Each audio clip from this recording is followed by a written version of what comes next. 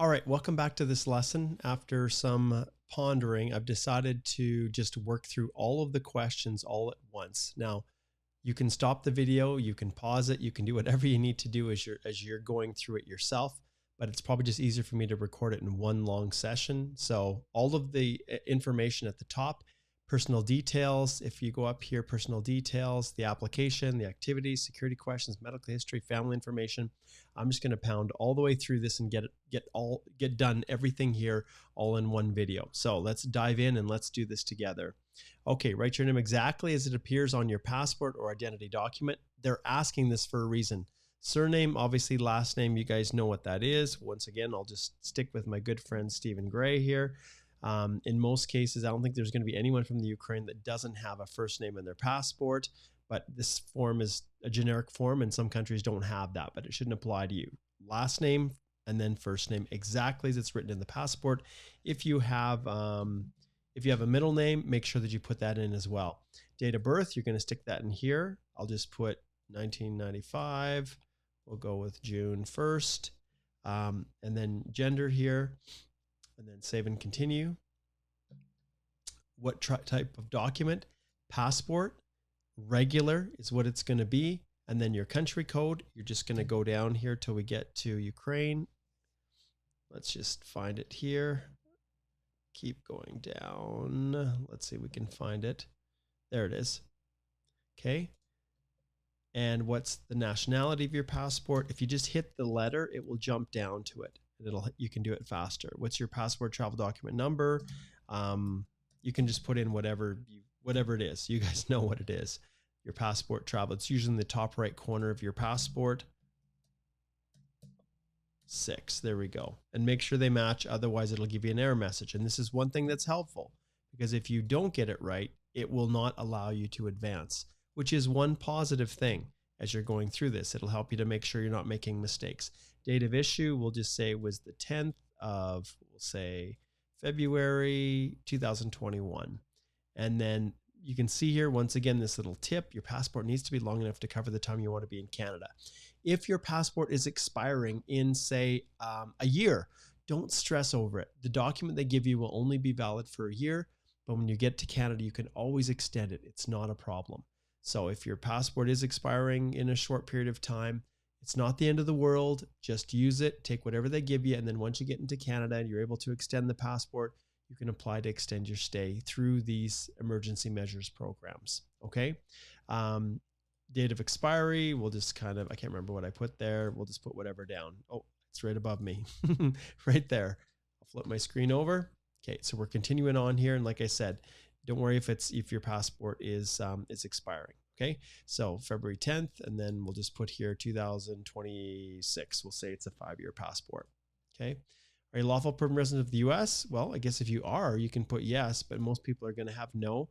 Have you held a Canadian visitor visa in the past? Well, you can answer yes or no. If it's yes, then that's just alerting them to the fact that you probably have a UCI number that they need to watch for.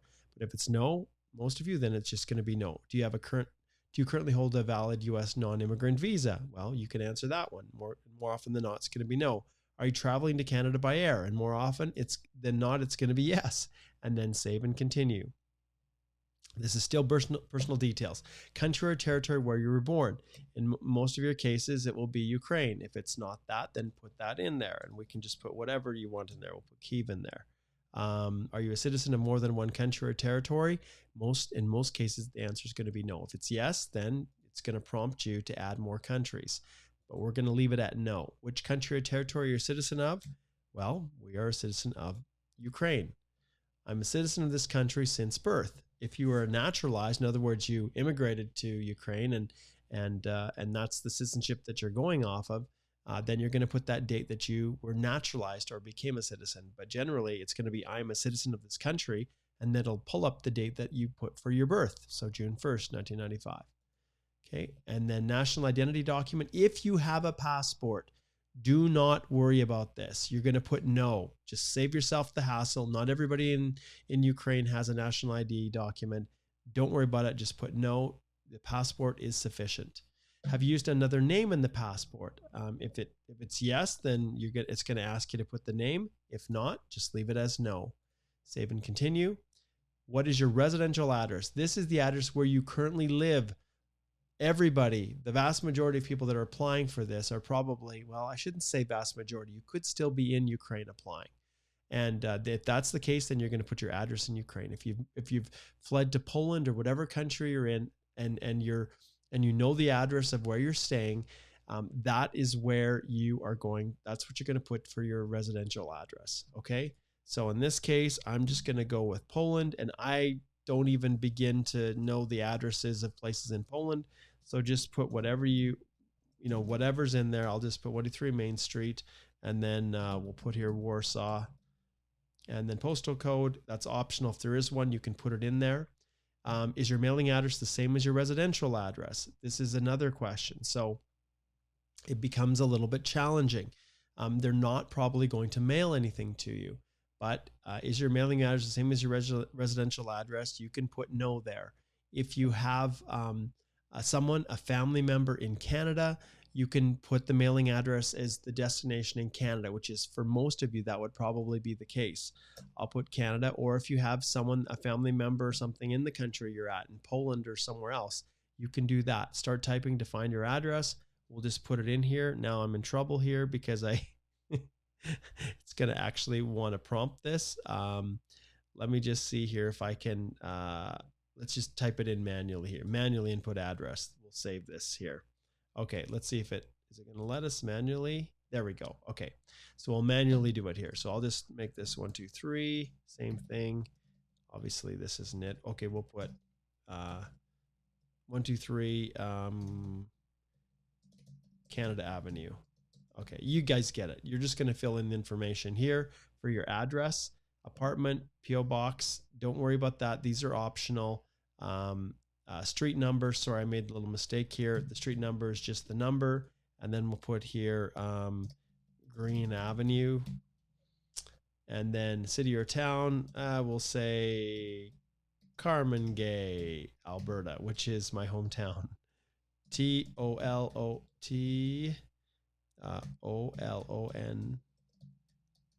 That is the postcode. Yes, it is, of my hometown of 200 people.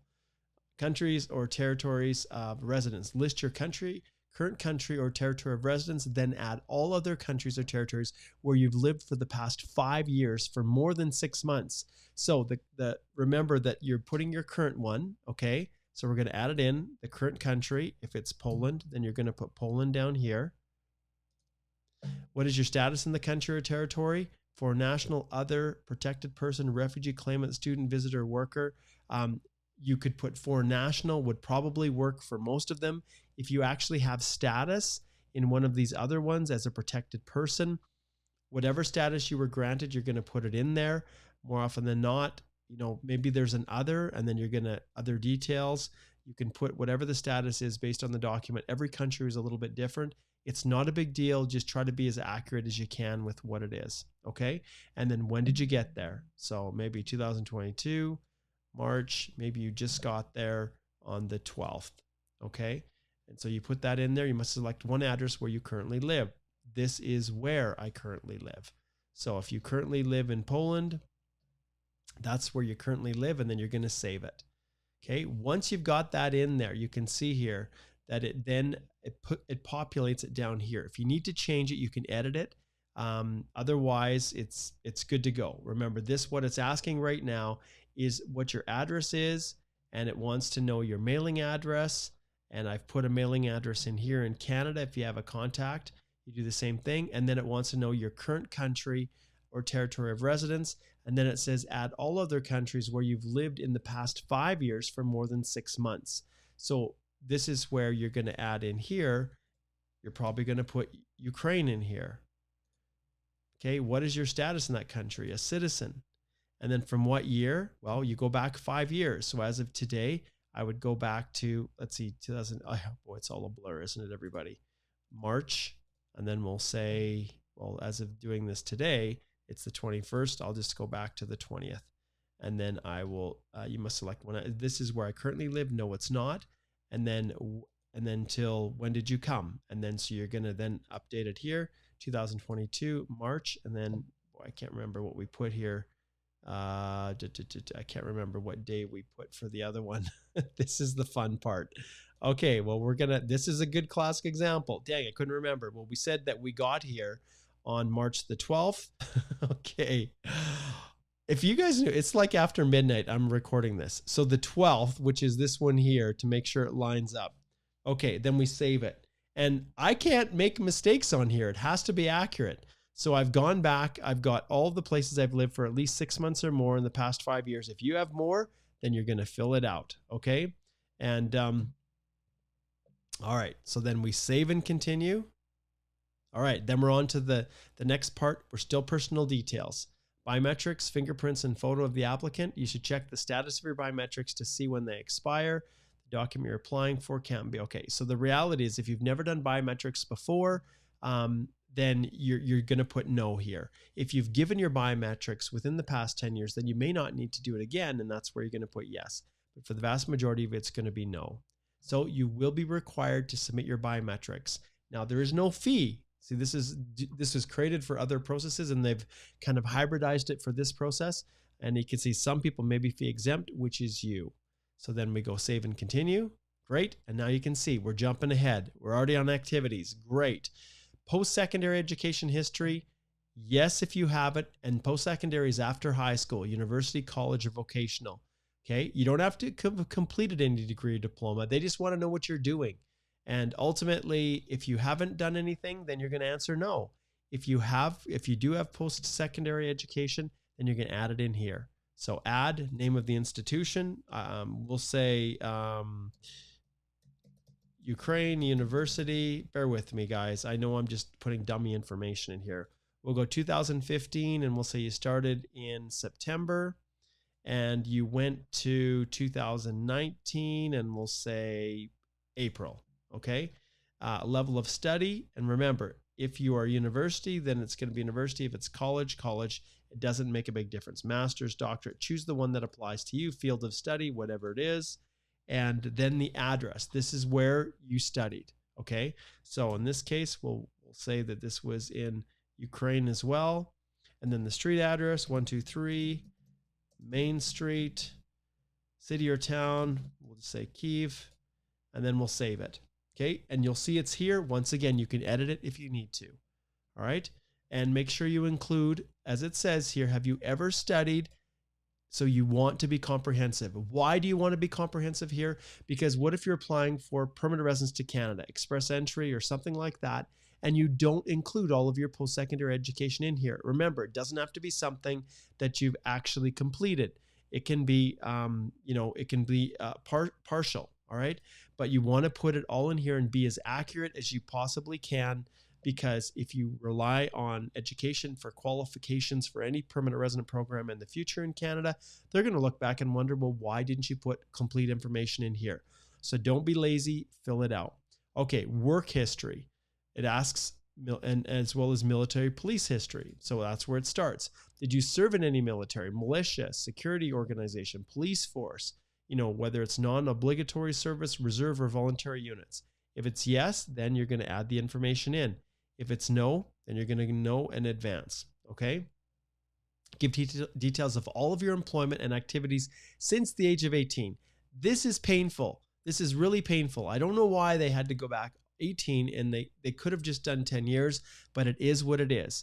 So this is where you're going to have to work hard. Do not include any entries that you already put for post-secondary education or military. Okay, if that was your only occupation at the time. For all other periods of time, you need to enter an occupation or activity. Don't leave any other gaps. This is important. Okay, so government position, if you've worked as a civil servant, judge, mayor, member of parliament, hospital administrator, or employee of a security organization. Okay, so there you go. We're going to add this in. So then you're going to start the time. Remember, we're going back to the age of 18. So if our guy was born in 1995, 2005, well, we're about probably, let's just go, let's see, 18, man, I'm going to pause this. Okay, let's go with 2013 here, and then doesn't really matter. It doesn't have to be perfect. So we'll just say February, okay? And then 2, so this is where you start. So when I'm going through here, I'll often start with the oldest and work my way forward. Okay. It doesn't specify how you do this, but you can't leave any gaps, and it's only by month. So if you have, if you started and ended an activity in the same month, then, which is most of the case, it's going to be that you're going to start and end in the same month, or at least, 5 years later on the same month. If that's the case, then you're going to make sure, well, one ends and one starts. And I basically, if you end here, so from February 2013, I'll try to explain this. Sorry. February 2013 to, and then we'll say, for me, you're going to have a lot of different entries, but I'm going to put this to 2021, and I'm going to say January. So for this whole time, what did you do? I'm going to put activity. Sure. It's, what did you do? There's all these different kinds of things you can choose from. Were you unemployed? Did you work in trades? Was it sales, retired, natural resources? I don't know why they asked this. I guess they're trying to get basic statistical data. So just choose whatever it is. I'll go with business and finance. What was your job? Then you're going to try to pick your title from here. And maybe I was a manager. So let's go back down here. So search for the one that best fits. And it's important to take your time to make sure that you do that. Okay. So we'll go manager, and we'll say, manufacturing and utilities. I'll just randomly put that in there. Company or employer, hot water, manufacturing Inc. Okay. This is a special factory that produces hot water. Okay. And then overseeing all company operations. So this one, it says briefly describe the duties. This needs to be general, but accurate. And you don't need to waste a ton of time getting these duties. In future applications, if you do in Canada, they will want to really, really get specific. So at the very most, make sure that the general job title is kind of in whatever area you choose. Get the company name accurate, and then the duties, it can be general. Okay. Then the address, where was this? We'll say it's still in Ukraine. Street address, I don't know. I don't know. We'll call it President Street. Okay. And then the city, we'll say Kyiv as well. Okay, and save it. Okay, and now the work history is here, but you can see here that we've only gone to January 2021, so we need to add a new entry. Same process, add. So 2021, January, and this is going to be my current. So we'll say since that time all the way through, what did you do? It is totally fine if you guys were not employed for certain periods of time. It doesn't make a difference. So just be honest and put the information in. So unemployed, select a country. We'll say Ukraine. Street address.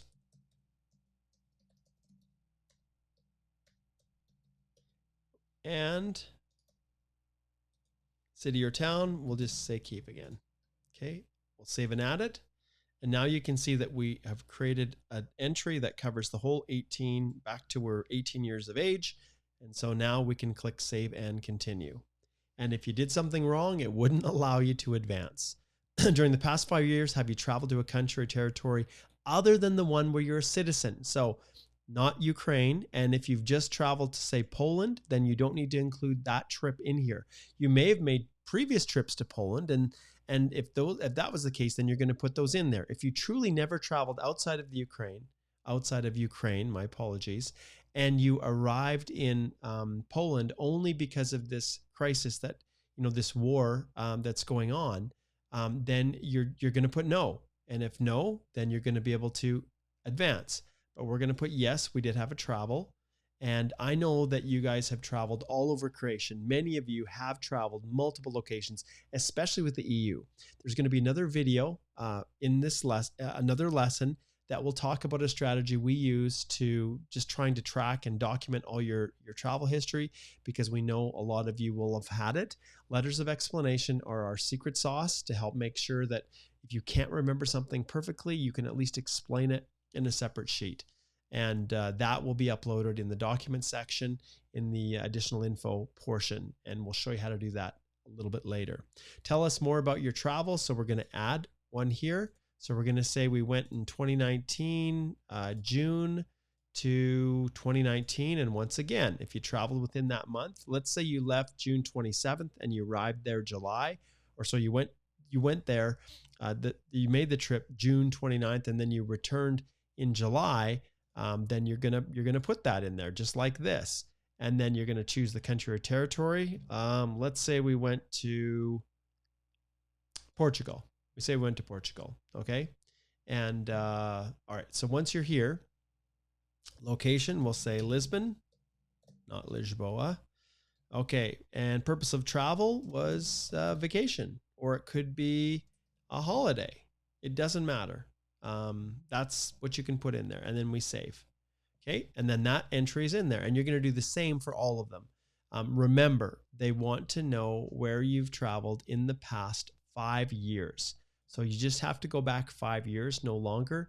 If you need more space, then understand this is where, like if you travel and you transit through a country, you spend only like part of a day in a country, it doesn't really matter. So what's going to happen, because you're not going day by day, but it's just month, sometimes it just helps to put your end destination and then basically as where you were ultimately traveling to. Let's say I was going straight to Portugal, and I drove and I was traveling through country by country.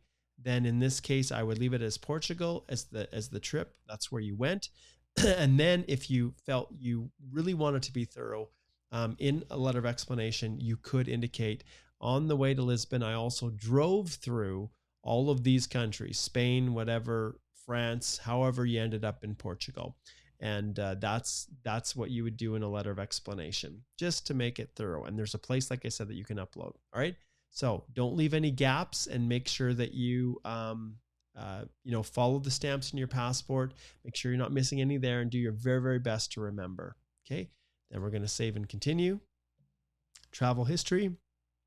Have you ever stayed in Canada beyond the validity of your status, attended school in Canada without authorization, or worked without authorization in Canada?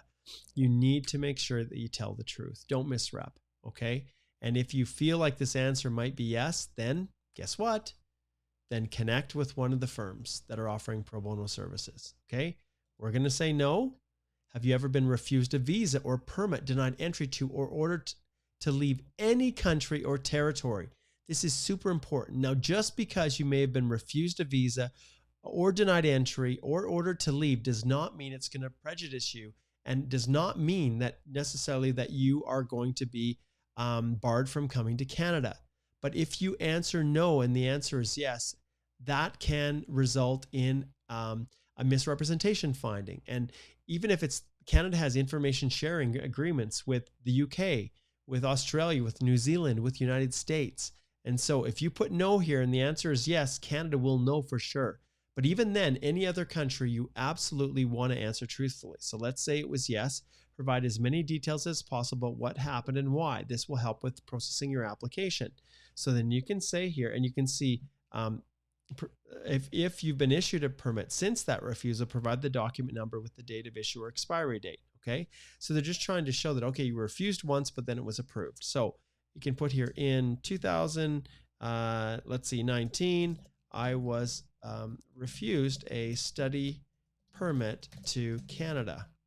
Simple as that. And then you can say in 2020, I reapplied, and my study permit, obviously this is probably not going to apply to you guys. Let's change this to the UK. Okay. Let's change this to the UK. In 2020, I reapplied, and my study permit to the UK was approved. Okay. And we'll say January the 1st, 2020, document number, whatever it is,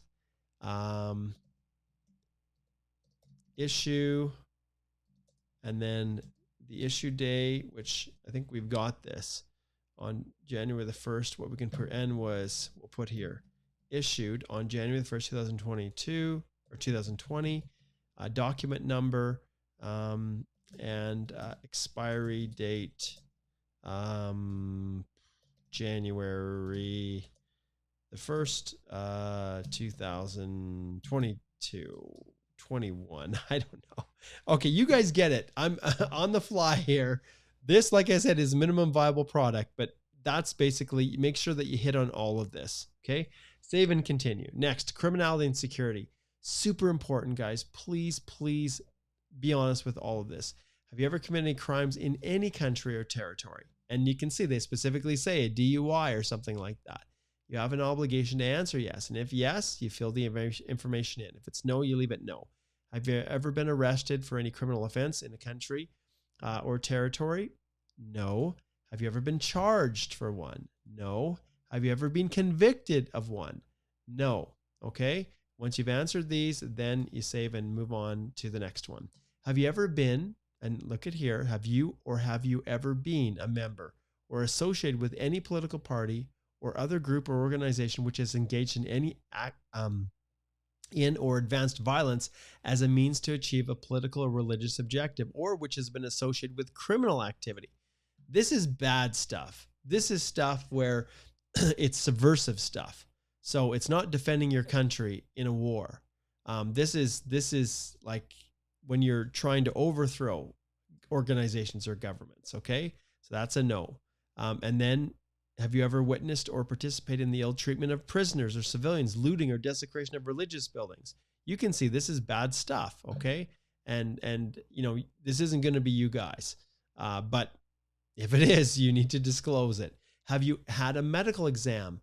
Most of you will probably not within the last 12 months. If the answer is yes, then it's going to ask you the panel physician and who examined you. You're going to put that in. If you have the IME number, the immigration medical examination, then you can put that in as well.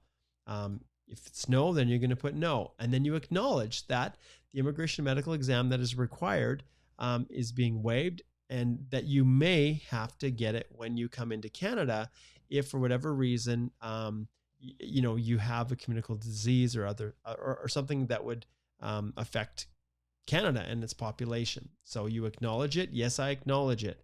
And then you save and continue. Medical, and once again, you can see tuberculosis is one of those diseases that's communicable that they're trying to capture. So in the last 2 years, were you diagnosed? No. In the last 5 years, have you been in close contact with a person? If it's yes, then fill it in, right? And it gives you the information. Have you been screened for tuberculosis? If it's yes, were your test results positive? No, then it ends. Yes, then it says, have you completed or are currently undergoing treatment? And then you can say yes, and then it allows you to advance, okay? But up here, we're going to leave this as no, I haven't been in close contact, and then we save and continue. Medical background questions continue. Are you currently receiving dialysis? No. Have you had a drug or alcohol addiction or been hospitalized? No. Do you have mental health concerns or treatments or things like that? No. Have you ever been diagnosed with syphilis? No. So all of these questions, you're just going to keep answering them. Okay. Now, because we said family group, sometimes it will pop this up, and this is the stage where we will continue. What is your current marital status? Well, we're going to say here, it was family group we put, so we're going to put married here.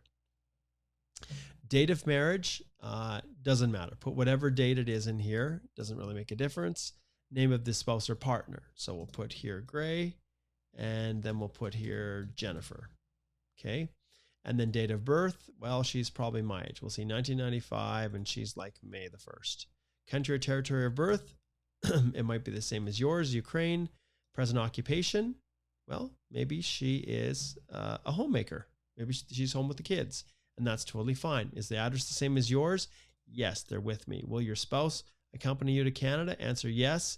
Answer yes, even if your spouse will join you later. So this is where it might be flipped, right? Maybe, as the case is with many people, maybe the spouse, the mother and children are outside of the Ukraine, and the father is not. So and we can kind of flip these roles around. But will your spouse accompany you to Canada? Answer yes, even if your spouse will join you later. So we're going to answer yes, they will. Okay. If that's the case. If no, then so be it. Do you have any biological, adopted, or stepchildren? Yes. If you have dependent children, then you add their information in. So we'll put here Gray, and then we'll put here Michael, And date of birth, we'll say 2014, April the 5th. If the child has passed away, then you can put that. But otherwise, what's the relationship? Well, it's my son. Country or territory of birth. Born in Ukraine as well. Does this child have the same address as you? Yes, they're with me. If the child is not in Canada, will they accompany you to Canada? And so you just put yes regardless, and then save. Okay, so you're going to add in the dependents in there. They will form a part of it, and then you can save and continue. If you were adopted, provide the details of your about your legal parents. I don't know my parents' names are, but you're going to put this in here. So your parents, you're going to fill their names in here. So we'll say Smith and Fred and father. And this is a drop-down menu, so you can choose father or mother. Date of birth of the father, we'll say he's born in, how about 53? And March and the 2nd. You can also put here unknown if you don't know. Okay, so that's one of the advantages to this. This parent is deceased, or the country or territory. Maybe they're still in Ukraine. Present occupation, maybe they're retired. But just fill it in as however it is. Does this parent have the same address as you? No. Some of your parents might. They might be coming with you. And if it's a yes, then you continue on. But in this case, it's a no. And then the address in the country will say that they're still in Ukraine. And then everybody loves 123 Main Street. But you're going to fill that in there, and we'll say they're in Kyiv as well. And then postal code is optional. Will this parent come with you to Canada? Same thing. Are they going to come even though they're still in Ukraine?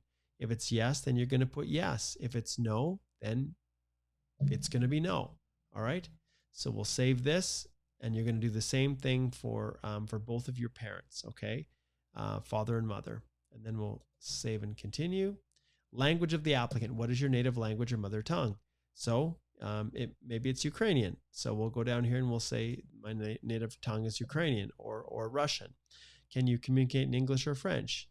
Yep, both or neither. It doesn't matter. Usually, like when it comes to communicating, maybe it's English, maybe it's French, but then you do have to say, well, what language do you want to use to contact? Because they'll only contact in English or French. Most people, it's English. Save and continue. Email address. Your email should use this format. Well, this is going to be the email one that you put before, right? So, Ukraine, I think this is the one I had before at, Canada. Sorry, I had it on there. And then confirm your email address, same thing. And if you look here, when you try to copy this, let's see, it doesn't let you. So you have to manually type it in because they don't want you to manually make the same mistake on your email address that you did both times. Once it's good, then it'll let it go through. Save and continue, telephone number. In most cases, it's probably going to be a cellular, but if it's a residence, use that. Canada, US, it's other, and then put in the dial code, whatever it is. And then your phone number, same thing. Okay. And extension if it applies. So there we go. And then once you've got that, we're saving and continuing. Now, this is an important part that I want you to pay attention to. This you can see here is all of the main sections that we've completed, but you want to keep a copy of this. So you do it by clicking on expand all here. And then for me, I just print this page. So I print it, and you can save it as a PDF, but you can see with these pages that we have here, it puts all of the information in here. And this is important for you to keep because later on future applications, you will want to make sure that everything is consistent. And if you're going through here, always double check to make sure your answers are correct. And you can always go back and edit, okay? And it will allow you to go back in here. But this process, all of this right here, you want to make a copy and keep it, save the electronic copy, digital copy, whatever it is. Okay. And that's where you can review it. And if it's all correct here and you're happy with all of these answers, with this collapse at all, then you can advance to the next process. So save and continue. Now we're at the document section. I'm going to stop the recording here and we'll resume it for the documents.